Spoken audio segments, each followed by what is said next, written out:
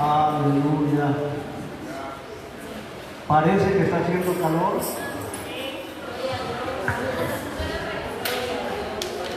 Creo yo que hace más calor en el invierno. Así que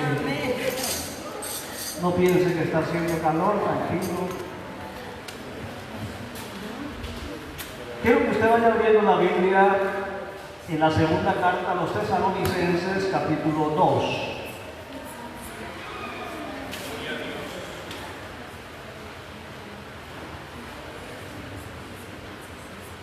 Gloria al Señor para siempre. Hoy vamos a mirar el tema del anticristo, su segunda parte. Recuerde que segunda de Tesalonicenses capítulo 2. Recuerde que en la clase anterior miramos el mismo tema, pero desde la perspectiva del libro de Daniel. Y miramos ese cuerno pequeño que surgió y nos mostró todo el paseo que le dimos al libro de Daniel, cómo iba a ser, o cómo va a ser mejor, el carácter de este hombre, que la Biblia lo llama el anticristo.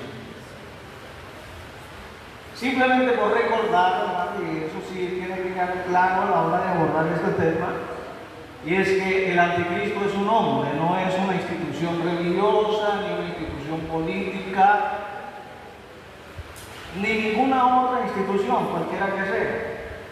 Es un hombre. ¿De acuerdo, hermanos? Eso es muy importante tenerlo en cuenta. Que como lo vamos a ver más tardecito, va a tener todo el poder, todo el respaldo del diablo. Cuando lleguemos allá a Apocalipsis capítulo 13 lo vamos a mirar. Quiero que esta mañana vamos a, siguiendo esa misma línea, vamos a mirar cómo el apóstol Pablo nos presenta, hablando del carácter de este hombre, y añade a todo lo que miramos en el libro de Daniel algunas otras cosas. Estamos en segunda de Tesalonicenses. Si quiere tomar nota, tome nota. Bueno, en fin, luego este es un tema para estudiar, son muy profundos, se prestan para muchas especulaciones. Pero quienes enseñamos estos temas, en el caso mío en particular, me someto y me limito a lo que la Escritura me muestra. Ya lo demás está dentro del plano de la especulación y puede ser válido como no puede ser. Bien, dice Pablo así, hermanos, pero con respecto a la venida del Señor, está hablando de la segunda venida de Cristo y de nuestra reunión con Él. Aquí hago un paréntesis, no, tranquilo, ahí sentadito ya estoy enseñando. Aquí hago un paréntesis, y es que Pablo hace la diferencia entre un evento y el otro. Porque recuerde que hay algunos que piensan que no existe arrebatamiento de iglesia. Eso por un lado. Por el otro hay quienes piensan que el arrebatamiento de la iglesia va a ser prácticamente al mismo momento en que el Señor viene por segunda vez. Eso se llaman teológicamente los post-tribulacionistas.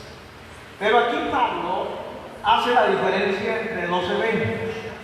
Una dice que con respecto a la venida de nuestro Señor Jesucristo, que es la segunda venida para ya establecer su reino milenial, y luego dice y de nuestra reunión con Él. Aquí está haciendo énfasis en el arrebatamiento de la iglesia, como lo abordó en la primera carta, precisamente en la misma iglesia.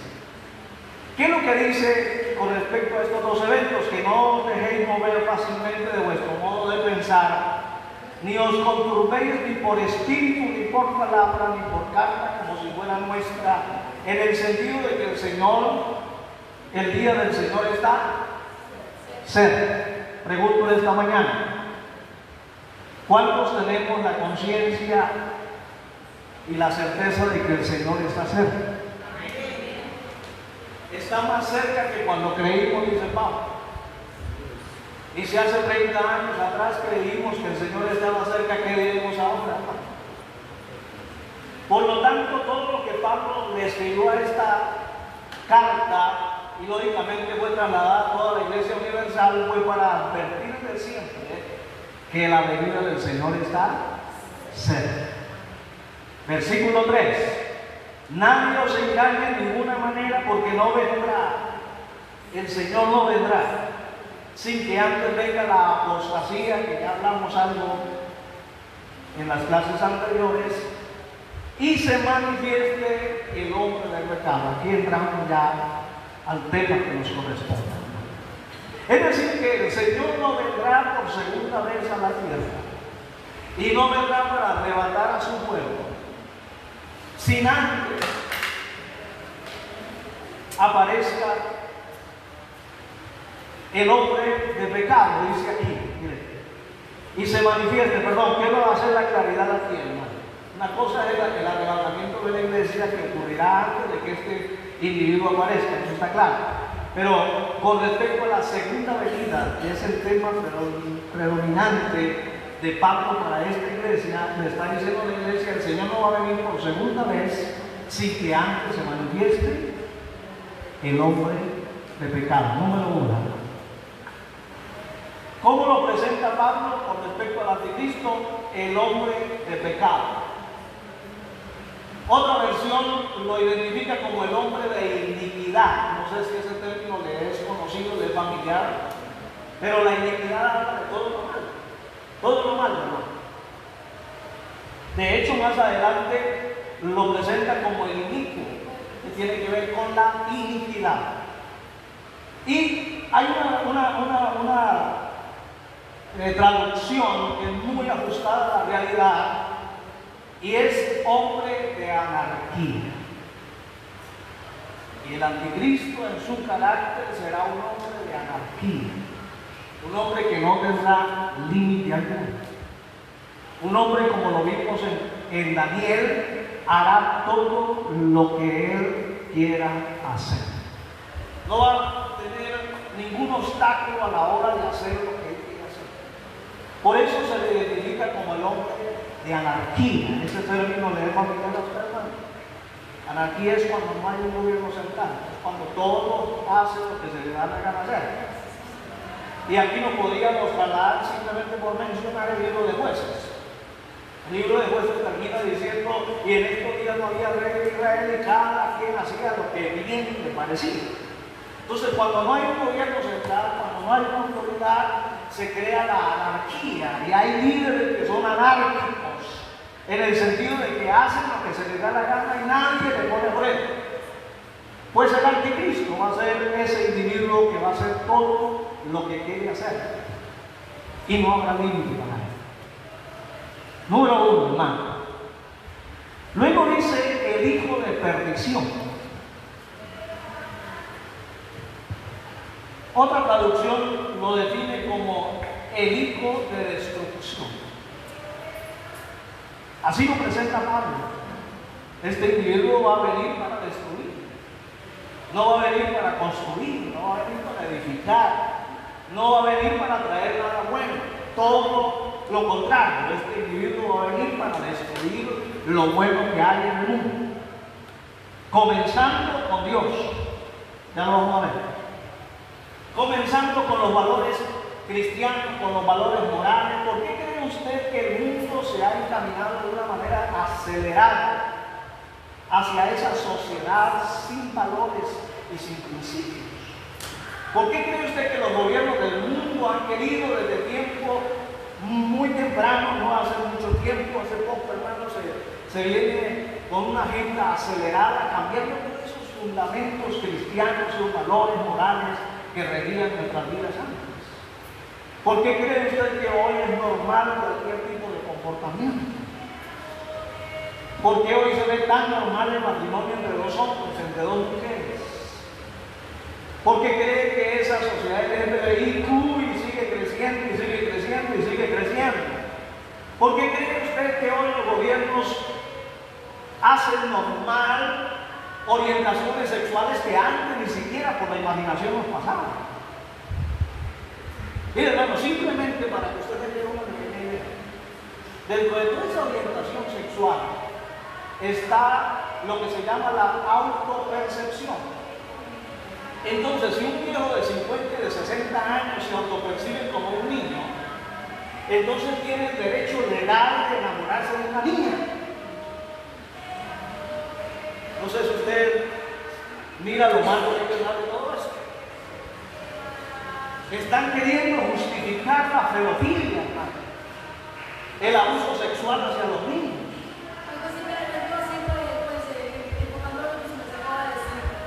La percepción, por ejemplo, lo vemos en la actualidad en los indígenas, que ya salió la ley para ello, que es algo se echó. En los indígenas, usted miraba, uno miraba ese indígena, señor, con una niña, y uno en un inicio le decía a su papá, y era el esposo, ¿sí? Y como la ley contra ellos no había, Exactamente. No podía hacer nada, ¿sí? Todo eso, todos esos desórdenes, todos esos abusos, y que hoy está normal, hoy están normalizando al costo que sea, es precisamente preparando todo el escenario, toda la plataforma para que este individuo aparezca y termine de destruir lo poco bueno que queda. ¿Sí? Entonces, por eso Pablo lo describe como el hijo de destrucción o el hijo de perdición.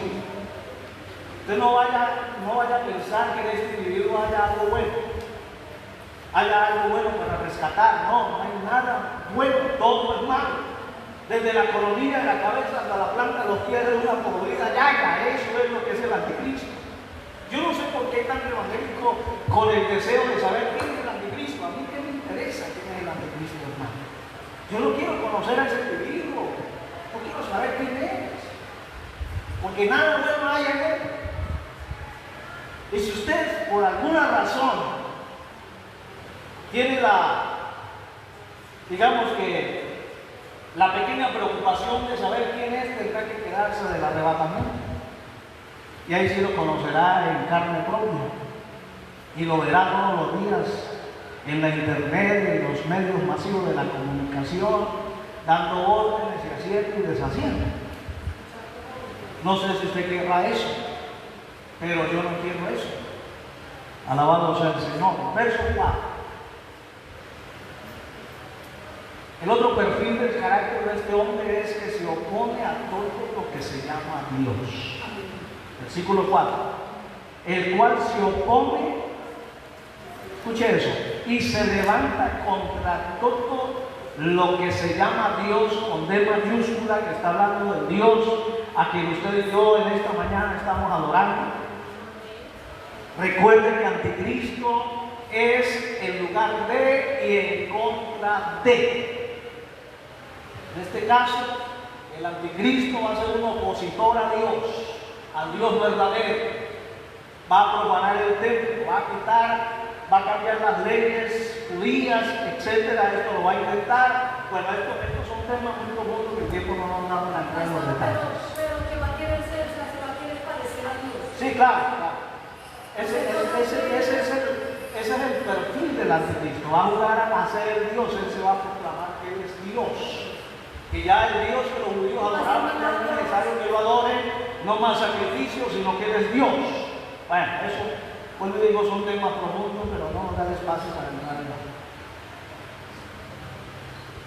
Pero también dice, o es objeto de culto, es decir, hermano, que no solamente va a perseguir al verdadero Dios, sino a todo aquello que tenga que ver con un Dios en minúscula. Es decir, todas las religiones del mundo las va a perseguir, las va a destruir, las va a acabar.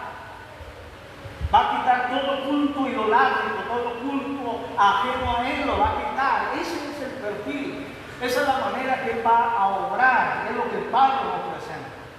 Alabado sea el Señor. Y cuando lleguemos a Apocalipsis, no vamos a mirar con más claridad. Porque le quita la Biblia, le quita la Biblia.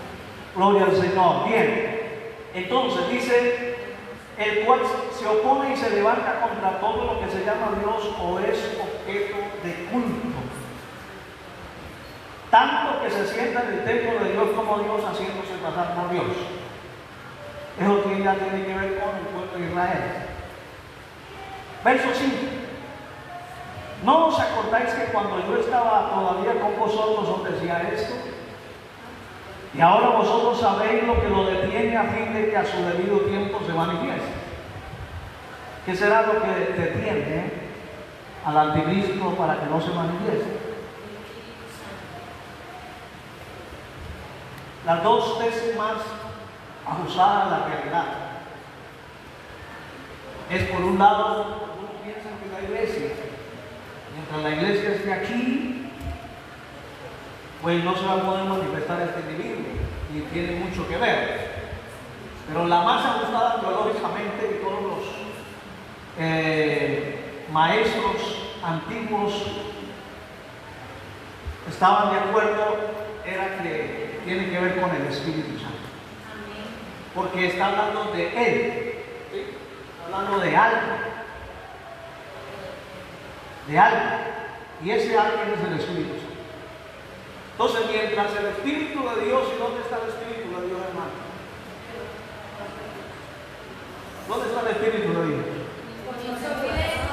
Está dentro de nosotros, está con nosotros y está sobre nosotros. Él es nuestro consolador, así que de algo tiene que ver la iglesia también.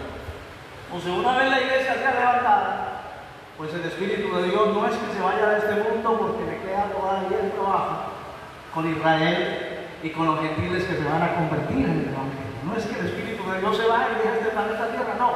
Lo que pasa es que ya, digamos que ese espacio que Él ocupa o ya ha ocupado durante estos 2000 años, pues ya no está la iglesia.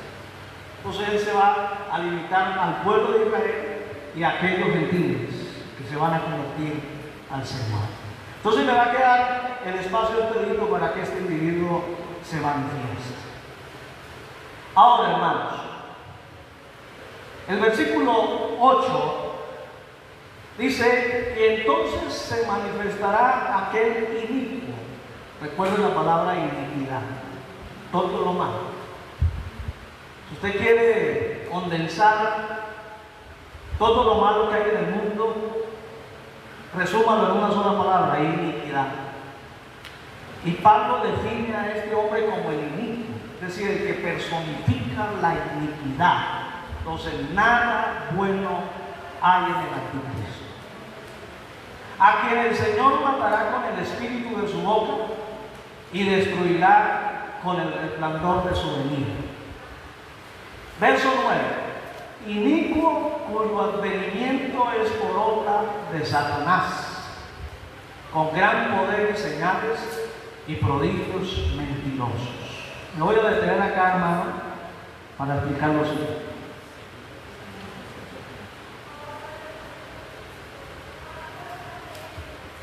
Inicuo cuyo advenimiento. Aquí hay que hacer la claridad, y es que el anticristo no es la encarnación del diablo. No es que el diablo se va a encarnar como lo hizo Dios en su Hijo, ¿sí? No es igual. Lo que sí va a suceder es que el diablo va a poseer, muy diferente, hermano. Una cosa es encarnar, nacer, o sea, Dios hecho carne en el sentido de Jesús, y trasladarlo a que el diablo se encarne en el anticristo, no es teológicamente correcto. Entonces, lo que sí va a suceder es que el diablo va a poseer a este individuo. Lógicamente, desde que antes nazca ya está destinado para eso. Ya el diablo sabe que ese individuo va a ser su títere, su instrumento, y en el momento indicado lo va a poseer, lo va a controlar completamente. Bien podríamos decir, sin salirnos del contexto, que este individuo va a ser la personificación del diablo. ¿Sí? Que si usted quiere conocer físicamente al diablo, pues me digo, tendrá que quedarse del rato de la iglesia y mirar cómo es físicamente el anticristo. Pero es la manera física o corporal como es el diablo.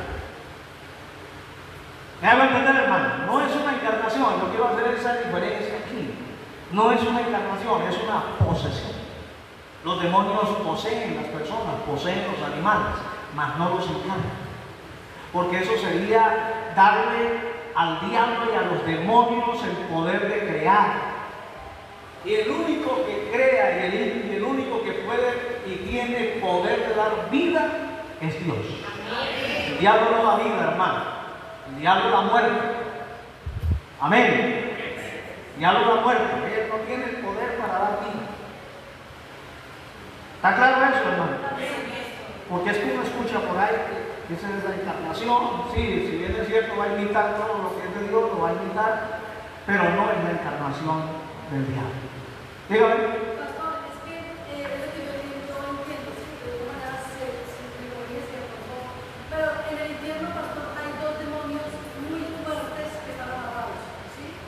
Cuando llegue este hombre, ¿sí? Cuando ya esté este hombre aquí en la tierra, que ya está preparándose, este hombre es uno de esos demonios que es muy fuerte, es demasiado fuerte, está encadenado, ¿sí? Este hombre se va a parecer mucho a este demonio, ¿sí?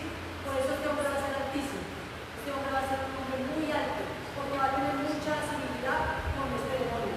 Igual todos los demonios son grandísimos, todos son grandísimos, altísimos. Sí, claro, o sea, no estamos, digamos que obviando la realidad de que los demonios necesitan poseer y adoptan a veces, digamos que cuerpos, ¿sí? Se convierten en un animal, en una persona, adoptan un perfil físico, pero no quiere decir que encarnan. Es que yo quiero que teológicamente quede claro eso.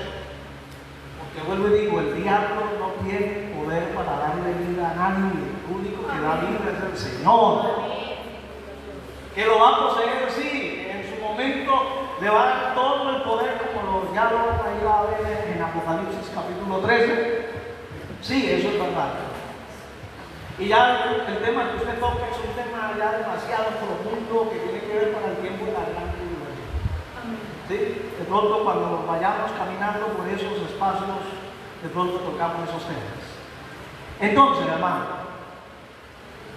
va a ser por advenimiento, por obra de Satanás, y escuche esto, con gran poder y señales y prodigios mentirosos. Tres cosas aquí.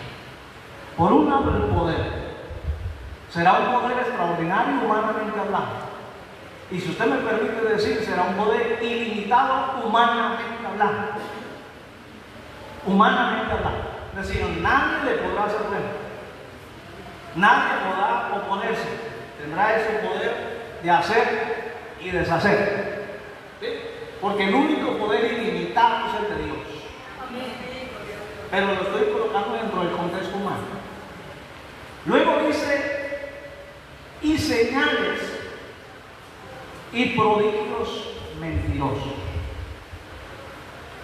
Y yo quiero hacer aquí, hermano, la claridad. Y es que todo se está dando en el mundo religioso.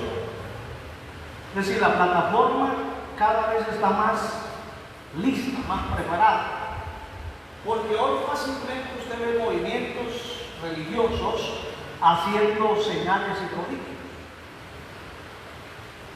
Yo he oído por allá de un sirio que está en medio de una cueva por allá, de que tiene el poder de hacer llover ahora mismo.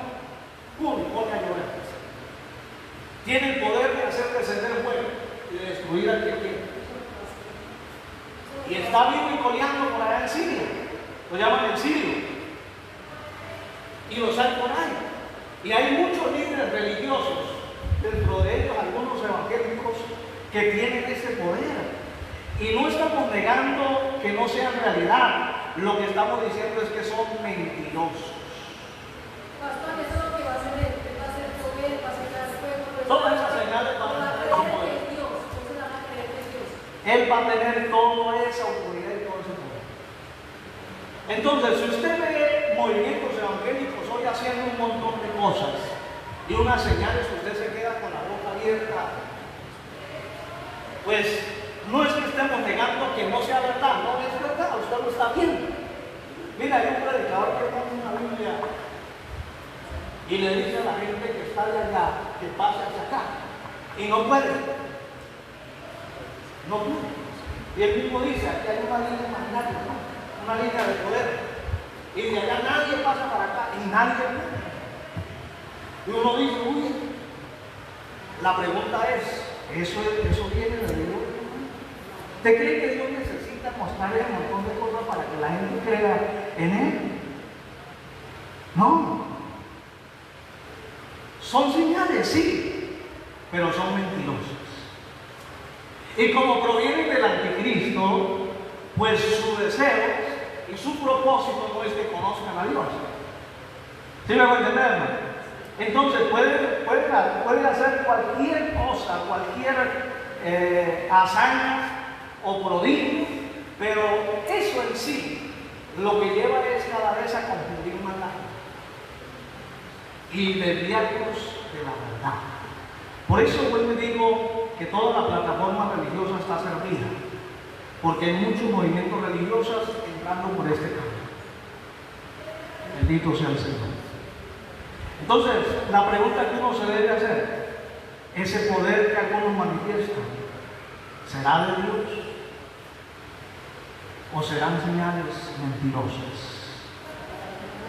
Porque yo digo una cosa, si un movimiento es de Dios, llevará a la gente a arrepentirse, llevará a la gente a cambiar, llevará a la gente a hacer cambios drásticos en su vida. Pero usted ve, hermano, que muchos de los que hacen parte de esos movimientos no les importa a veces ni pecar, y son rebeldes, son orgullosos, son soberbios, nadie les puede decir nada y siguen en la vida. Entonces, ¿dónde está, digamos, que el movimiento divino aquí para llevar a la gente a buscar realmente a Dios de corazón?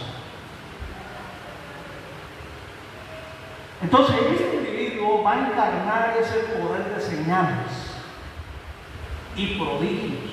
La palabra prodigio nos lleva a la idea de encantamiento. Encantamiento. Y si usted ha visto esos hindúes por allá y en el África, que encantan a la cobra, encantan a la serpiente, las hipnotizan, pues mi hermano querido, este individuo va a tener todo ese poder para hacerlo. Y por eso el primer tema que yo les traje se llamaba la apostasía y el espíritu del anticristo. Porque es que esa manifestación se ha venido dando desde hace 2000 años atrás, pero que ha cobrado fuerza en las últimas décadas. Y por eso hoy vemos todo ese movimiento falso, ecuménico, apostático, y que mucha iglesia está siendo permeada por eso, por esa influencia, por ese movimiento falso, mentiroso. Mucho pueblo de Dios engañado, hermano, siguiendo apóstatas. Alabado sea el Señor. Entonces, para ir avanzando, ir redondeando las ideas, cuando dice aquí, a ver, con gran poder y señales y prodigios mentirosos. Simplemente digo, para cerrar este puntito, hermano, no todo lo que brilla es sol. No todo lo que ocurre en el entorno religioso es de Dios. Y no se deje asombrar de lo que ve. Páselo por el filtro de la palabra, por el filtro de la verdad. Y si usted quiere saber si un hombre es de Dios o no es de Dios, simplemente mire sus frutos. Porque Jesús dijo, por sus frutos los conoceréis. No dijo por los milagros que hagan, o por las lenguas que hablan, o por las profecías que den, o porque si danzan todo culto. Porque déjenme decirle, hermano, que en mi larga vida cristiana he conocido un montón de esos, que es solo bulla y pluma, como decimos folclóricamente, solo bulla, y nada de sabor, nada de esencia. Y usted los ve, hermano, yo he conocido gente que en todo punto se cae. Apenas el predicador está extendiendo la mano, ¡pum!, ya está en el piso.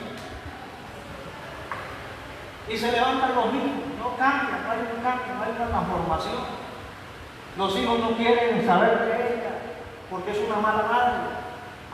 El esposo ni siquiera la tolera porque es una mala mujer. Y se caen en todos los hermanos. No, mi hermano querido, yo creo que la vida cristiana, si algo nos enseña, es a tener esencia, a no ser emocionalistas en todo el sentido de la palabra, a no dejarnos impregnar por lo extraordinario que está ocurriendo, sino a tener siempre los pies sobre la tierra. Alabado sea el Señor. Ahora, versículo 10, y ya lo voy a llevar a Apocalipsis 13. Y con todo engaño de iniquidad, escuche, con todo engaño, en él no hay nada de verdad, mi hermano. Es todo engaño. Y con todo engaño de iniquidad para los que se pierden, por cuanto no recibieron el amor de la verdad para ser salvos. Toda su manifestación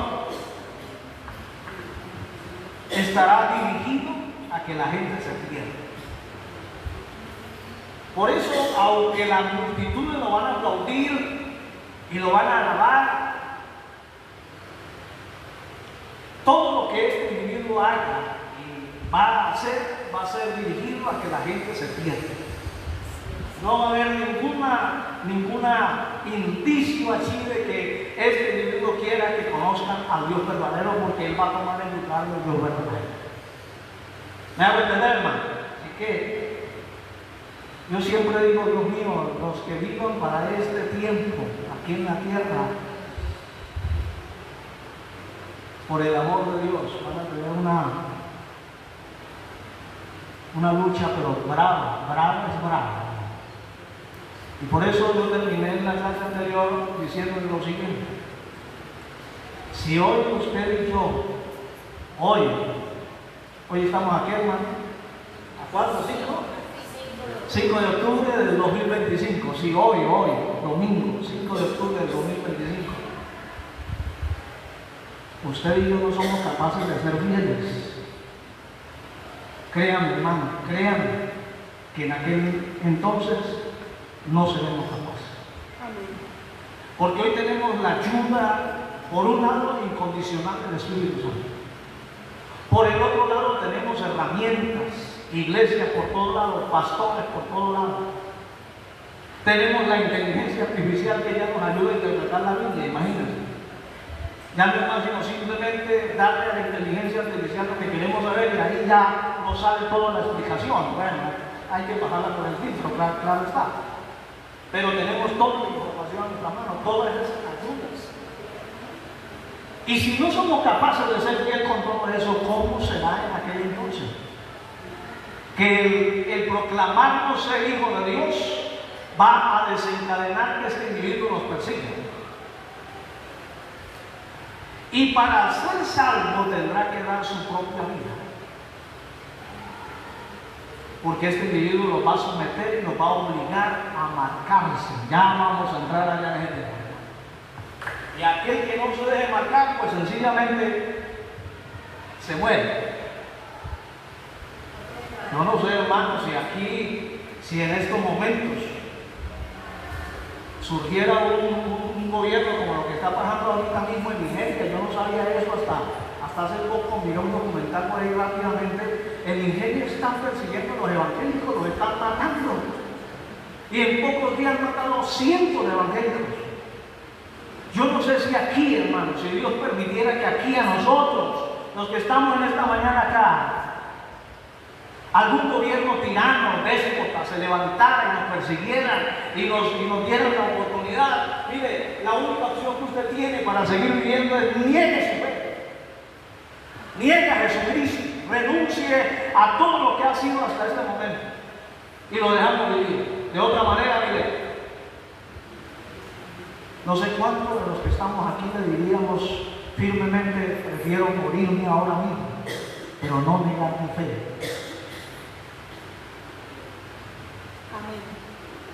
¿Me hago entender, hermano? Eso de largo para afuera es fácil. Pero si nos tocara enfrentar allá, no sé cuántos seríamos capaces de hacer. Pues ese es el escenario que se van a enfrentar allá los que se queden para la gran tribulación. Todo engaño de iniquidad, y eso me lleva a decir una cosita más y ya vamos a Apocalipsis 13, y es precisamente esa normalización de la que el mundo nos está llevando. Todo se ha vuelto normal.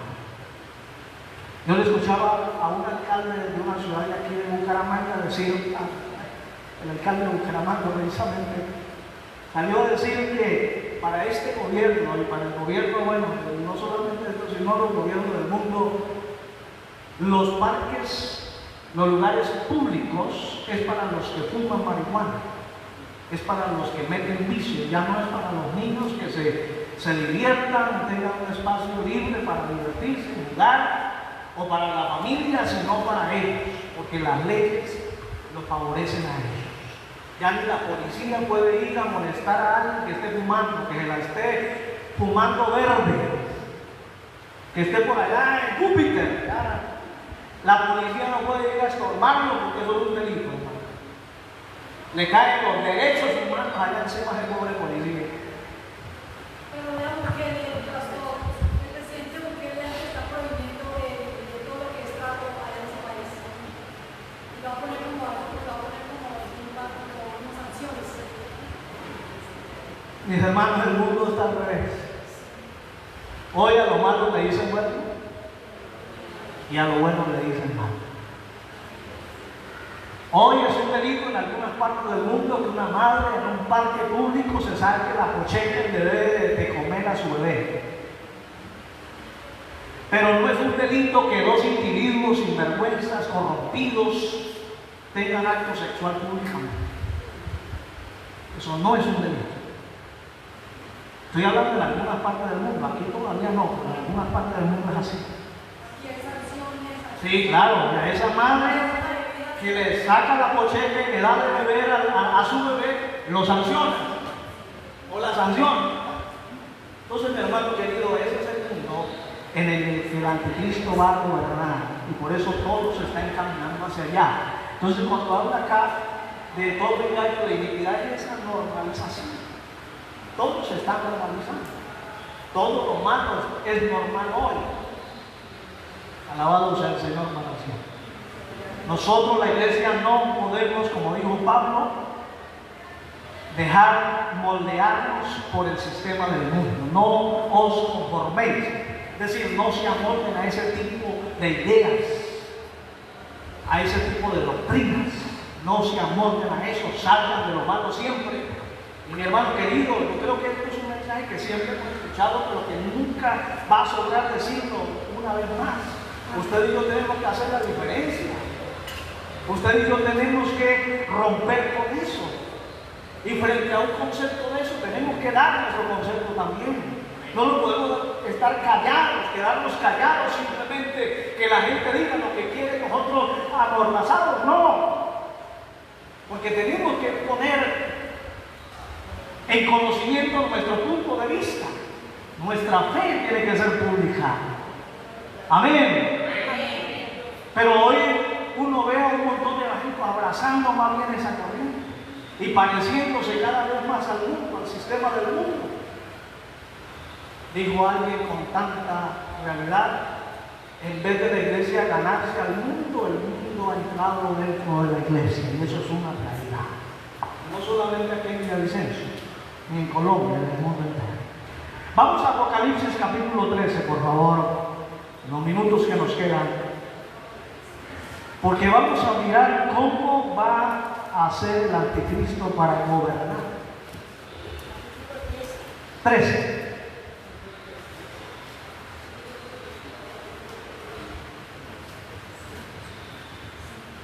¿Cómo va a ser el anticristo para gobernar? Permítame ir leyendo y ir explicando. Lo primero que encontramos es el carácter bestial de este individuo. Me paré sobre la arena del mar y vi subir del mar una bestia. Eso lo hablamos en Daniel. que tenía 7 cabezas y 10 cuernos, y sus cuernos 10 diademas, y sobre sus cabezas un nombre blasfemo. Y la bestia que vi era semejante a un leopardo, sus pies como de oso y su boca como boca de león. Y el dragón le dio el poder y su trono y grande autoridad. Entonces, lo primero que hay que rescatar acá, que ya lo vimos largamente en Daniel, es el carácter bestial. O sea, la manera como él describe esa bestia con 10 cabezas, con 10 cuernos, esto y lo otro, y aquí está simplemente hablando del carácter que va a tener este individuo. Va a ser un animal. Amén. No va a tener instinto alguno, no va a tener sentimiento, no va a tener emociones. Va a actuar simplemente por lo que es. El diablo pasa. Lo otro es que el dragón le dio el poder y su trono. Esto es muy importante tenerlo en cuenta. ¿Quién lo va a empoderar? ¿Quién es el dragón? Según la Biblia, ¿quién es el dragón? Satanás. Léase el capítulo 12 y usted va a encontrar que allí el dragón es Satanás. Pues ese dragón le va a dar primero su poder. Pregunto, ¿será que el diablo tiene poder? ¿Tiene poder? Claro que sí, tiene poder. Limitado sí, pero lo tiene. Entonces todo ese poder se lo va a entregar a este individuo.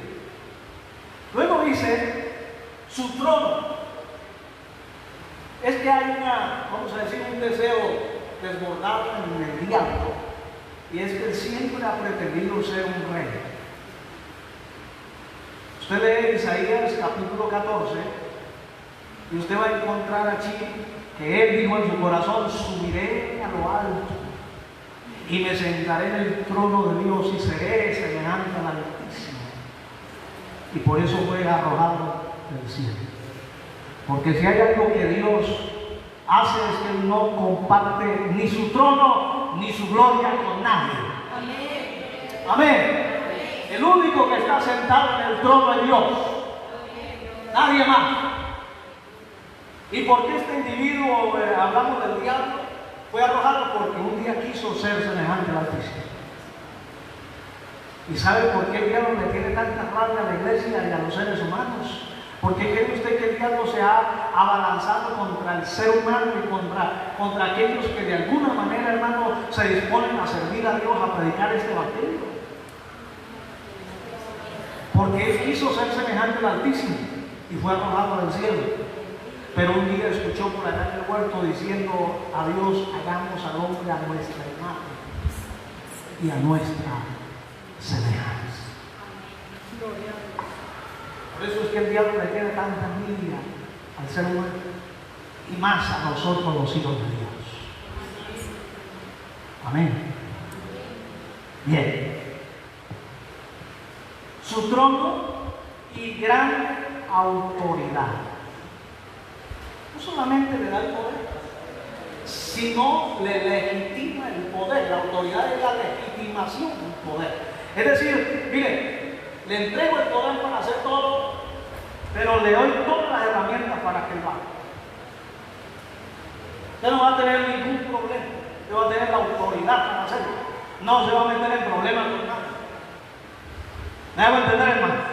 Eso es como cuando alguien recibe un puesto de poder. Le dan la autoridad y le dicen: hasta aquí usted puede llegar. Estas son las competencias de su puesto. Y hasta ahí usted puede hacer y deshacer, mover y en fin, etcétera, porque usted tiene la autoridad para hacer. No solamente el poder, sino la autoridad. No va a tener ningún problema. Ni con el jefe, ni el dueño de la empresa, ni nadie, ni con el alcalde, ni con nadie. ¿Se me va a entender, hermano? Eso es lo que el diablo va a hacer con este individuo. Le va a entregar el poder, su trono y la autoridad. Es decir, lo va a legitimar. ¿Qué más encontramos en este capítulo? El versículo 3 y 4 nos muestra el escenario donde este individuo va a salir a la palestra pública. Póngale cuidado. Vi una de sus cabezas, hablando de la bestia, como herida de muerte, pero su herida mortal fue sanada, y se maravilló toda la tierra en pos de la bestia. Y adoraron al dragón que había dado autoridad a la bestia, Y adoraron a la bestia diciendo, ¿quién como la bestia? ¿Quién podrá luchar contra ella? Mira, hermano, lo más posible, ¿no? Lo más cercano a la realidad es que el mundo va a estar atravesando una crisis mundial, política, económica, bueno, qué sé yo, hermano, de salud, como la pandemia, por decir algo, una crisis. Y entonces aparecerá este individuo y le dará solución a esa crisis. ¿Sí? Yo le decía en la clase pasada que tanto el primer ministro de Inglaterra y el presidente Macron de Francia el año pasado en la cumbre dijeron: necesitamos un hombre, un líder mundial que sea capaz de tomar las riendas del mundo. Y si usted sabe y escucha noticias, Inglaterra y Francia hacen parte del G8. ¿Y qué es el G8? El grupo de 8 de las naciones más poderosas del mundo. Y si 2 de ellas están diciendo que se necesita un líder mundial porque hay una crisis, es porque hay una crisis. Pues ese va a ser el escenario propicio para que este individuo aparezca y se haga público. Una vez la iglesia sea levantada, lógicamente eso va a generar un caos, va a generar una crisis, ¿cierto?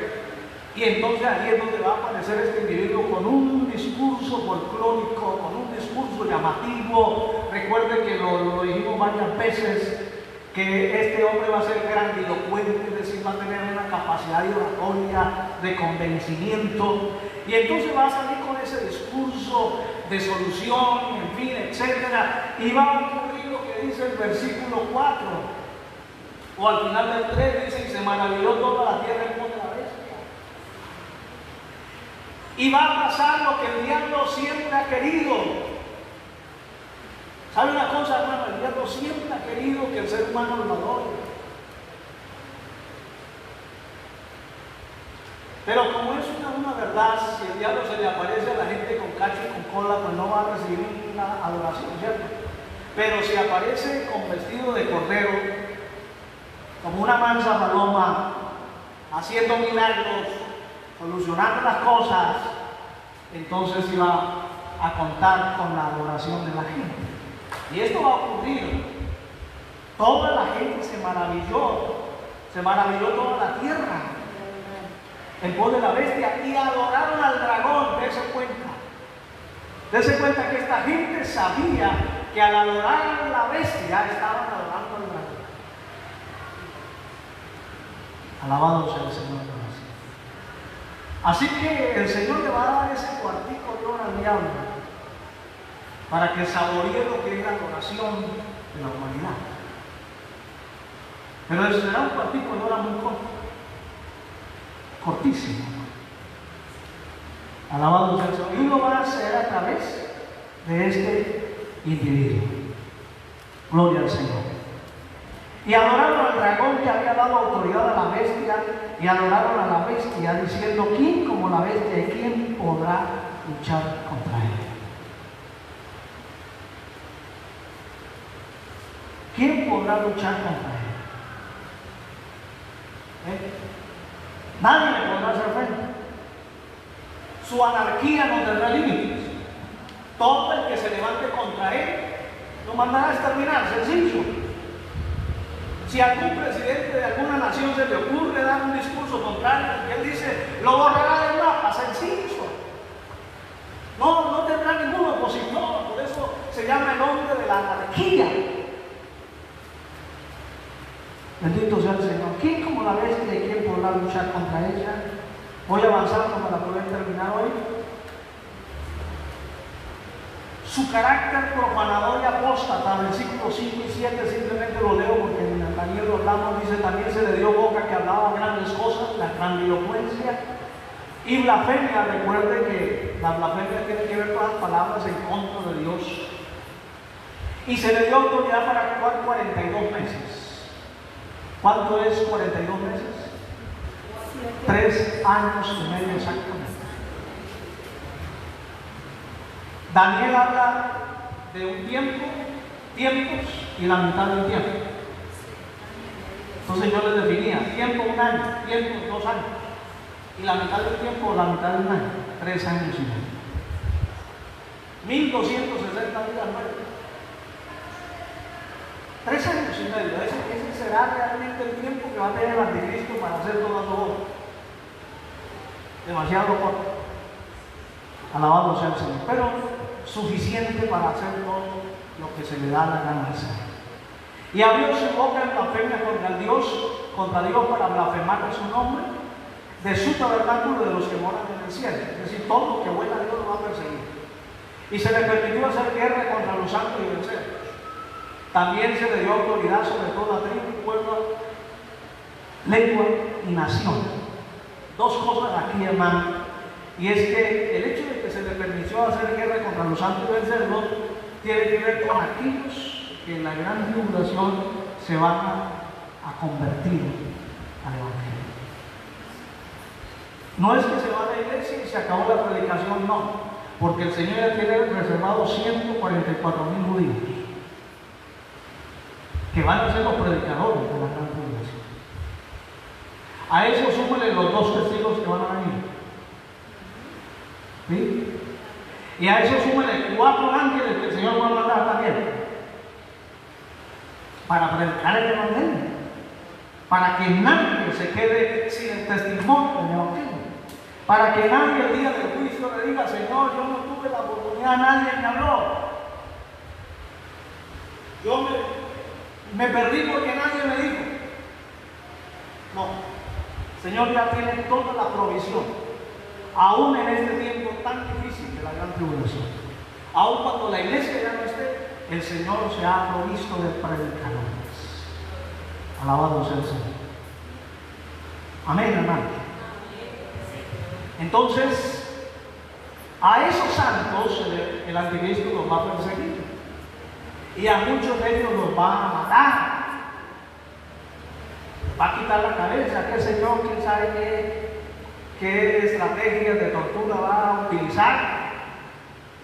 ¿Qué mecanismo de presión va a utilizar? Lo cierto, hermano, es que si es el diablo va a estar, nada bueno será por ahí. Alabado sea Dios. Si Hitler veía cómo se ufanaba de los hornos crematorios que hizo para quemar a los judíos, y se reía cuando el humo salía por los hornos, y se mojaba de sus centros, de sus campos de concentración, que mató a millones y millones a trabajos forzados y a hambre. Si eso lo hizo un ser humano, ¿qué será el diablo? Lo otro que hay que decir es que el gobierno y el control del anticristo será global, será mundial, sobre toda tribu, pueblo, lengua y nación.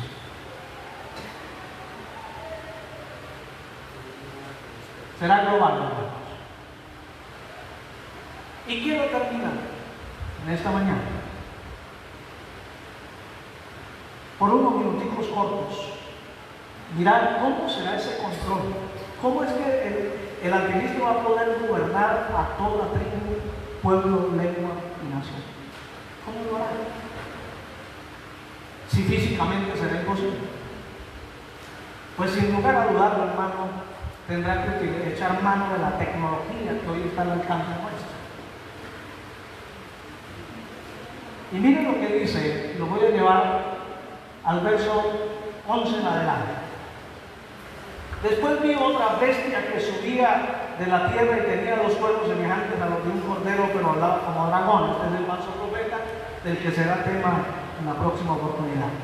Y ejerce toda la autoridad de la primera bestia en presencia de ella, y hace que la tierra y los moradores de ella adoren a la primera bestia, cuya herida mortal fue sanada.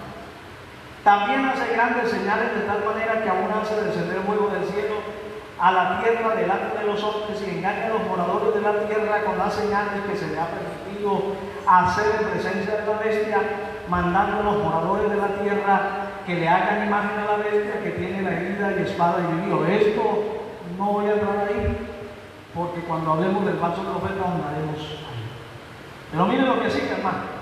Y se le permitió infundir aliento a la imagen de la bestia para que la imagen hablase e hiciese matar a todo lo que no la adorase. Y hacía que a todos, pequeños y grandes, ricos y pobres, libres y esclavos, se les pusiese una marca en la mano derecha o en la frente, y que ninguno pudiese comprar ni vender, sino el que tuviese la marca, el nombre de la bestia o el número de su nombre. Aquel sabiduría que tiene entendimiento cuenta el número de la bestia, pues es número de hombre y es número 666. Bueno, aquí hay mucho que hablar, pero se lo voy a sintetizar. Primero está hablando de un mecanismo de presión y la manera de gobernar al mundo, la manera como este personaje en compañía del falso profeta van a hacer que la gente lo adore, lo siga, lo respalde, será bajo un mecanismo de una marca de la que tanto ustedes y yo hemos oído hablar hace muchos años atrás. Y poco a poco se ha venido dando, poco a poco salió por allá el código de barras, y quienes estuvimos en esa época escuchábamos a los grandes predicadores decir: esa es la marca de la bestia. Ya luego, cuando nos cambiaron la cédula, la niña iba al código de barras, y después algunos predicadores inescrupulosos decían: no saque la nueva cédula porque ahí está la marca. Luego todas las tarjetas débito, crédito traen un microchip, ahí un chip donde está toda la información, en fin. Todo ese es el sistema tecnológico y la herramienta que el anticristo va a usar para tener el control de todo. Alabado sea el Señor. Y lo del chip o de la marca, eso ya viene caminando a pasos agigantados. Amén. Ya las grandes potencias hoy están haciendo pruebas con el chip. Y lo están haciendo por criterio de salud. Y a los que tienen una enfermedad crónica, le dicen: venga, es que queremos hacer un seguimiento a su salud, y la mejor manera es a través de un chip. Y algunos de manera voluntaria se lo han colocado. Pues mis hermanos, simplemente son ensayos, son experimentos que se hacen, pero que el anticristo lo va a llevar a cabo en su plenitud. Ya nos hicieron el ensayo. Hace 5 años estuvimos todos en pandemia. Nos controlaron a la mano de todos. No podíamos ni comprar ni vender. ¿Se acuerdan, hermano? Si usted no llevaba un tapabocas, no le dejaban entrar ni al Éxito ni a ningún lado. Sí. Y la temperatura y esto y lo otro. Nos controlaron. Pues mis hermanos, simplemente multiplíquelo por 10,000 veces ese control. Así va a ser el control del anticristo. Pero ¿cómo lo va a hacer? A través de la tecnología. Y el chip dice aquí que hacía poner a pequeños y a grandes, libres y esclavos, que se les pusiese una marca en la mano derecha o en la frente. Pastor, va a pasar así como similar a otras mujeres, que lo hemos tenido, que nos implantan aquí, la tela, aquí en la pila, el Yael, así hacen un poquito y así como lo sacan, Parecido, pero escúcheme esto, hermano, ya estoy terminando, pero yo quiero que me preste atención en estos minuticos. Está comprobado científicamente que en las únicas 2 partes del cuerpo donde la temperatura es media, es decir, no se altera, hace que tenga fiebre o se le baje la tensión, es aquí, en la mano derecha, en el dorso de la mano derecha. Y aquí en la Biblia. Curioso que la Biblia diga y que Juan hace 2000 años atrás haya tenido ese conocimiento, hermano, esa revelación. Es que Juan no era científico ni médico, pero sí Dios le estaba dando la revelación hacia el futuro y le estaba diciendo: en las únicas 2 partes donde va a funcionar el chip a la perfección es en la frente o en la mano derecha. Mi hermano querido, vuelvo y digo, esto se está llevando a cabo, lo están haciendo, y en el tiempo del anticristo será obligatorio. Obligatorio. Ahora, hermano, yo les explico esto. ¿Será fácil para el anticristo saber dónde estamos ubicados? Mira, hermano, todos tenemos un celular. Ellos saben, al querer saber dónde estoy yo, lo saben. Así este aparato esté apagado. Tiene un mecanismo de GPS, de ubicación, y nos ubica en tiempo real donde estamos. Así que nadie va a escapar al control del anticristo. Nadie, absolutamente nadie. Lo de la imagen lo voy a explicar en la próxima clase. Sí, lo de la imagen, que tiene mucho que ver con la inteligencia artificial que hoy manejamos. Y termino llevándolos a Apocalipsis capítulo 20. Póngale cuidado a eso. Este tema suscita muchas preguntas, pero el tiempo no nos da para abrir espacio para preguntas. Pero mire lo que dice el capítulo 20, versículo 4.